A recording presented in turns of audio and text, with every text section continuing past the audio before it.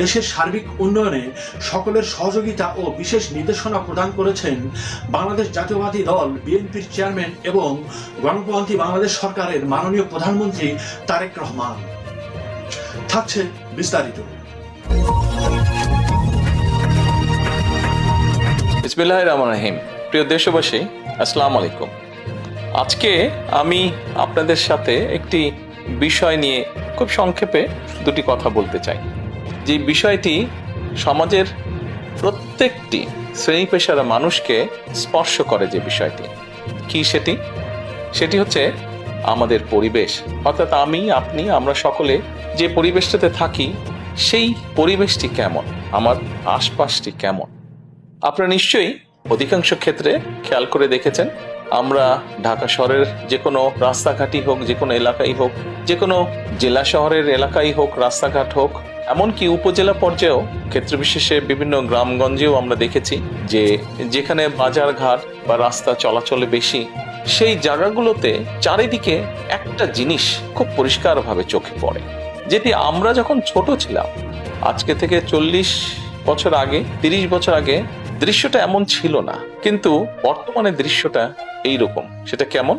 চারিদিকে আমার আপনার আমাদের ব্যবহার করা হাতের টিস্যু, অথবা আমার আপনার খাওয়া চিপসের প্যাকেট, অথবা বাসায় ব্যবহার করা রান্নার তেল যে তার প্লাস্টিকের বোতলটি, অথবা আমি বা আপনি পানি পান করেছি প্লাস্টিকের বোতল থেকে সেই বোতলটি, এরকম আরো অনেক ধরনের আবর্জনা যত্র তত্র সব জায়গায় ছড়িয়ে আছে।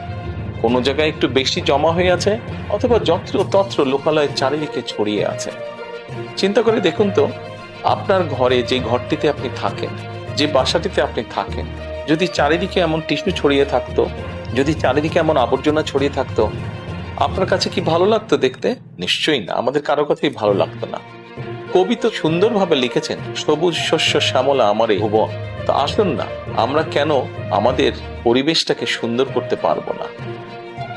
বাংলাদেশের অধিকাংশ মানুষই পায়ে হেঁটে চলে, অথবা রিক্সায় যায়, অথবা বাসে চলাচল করে। এই মানুষগুলো যখন রাস্তা পার হয়, বিভিন্ন জায়গায় যখন আবর্জনা জমে থাকে, ময়লা থাকে, এই মানুষগুলোর কিন্তু অনেক কষ্ট হয়, বিভিন্ন জায়গায় অনেক দুর্গন্ধ হয় আবর্জনা জমে থাকে।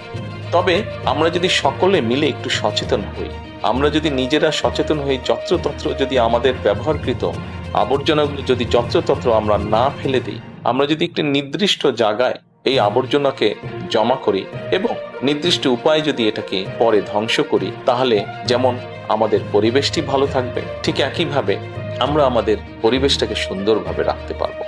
দেখুন, অনেক জায়গায় আমি দেখেছি, গত কয়েক মাসে যখন আমি দেশের বিভিন্ন জায়গায় গিয়েছি, হয়তো কোনো একটি পুকুরের পাশ দিয়ে যাচ্ছি, দেখেছি পুকুরের ভিতরে বিভিন্ন রকম ময়লা স্তূপ হয়ে পড়ে আছে, অথবা পুকুর পাড়ে বিভিন্ন ময়লা স্তূপ হয়ে পড়ে আছে।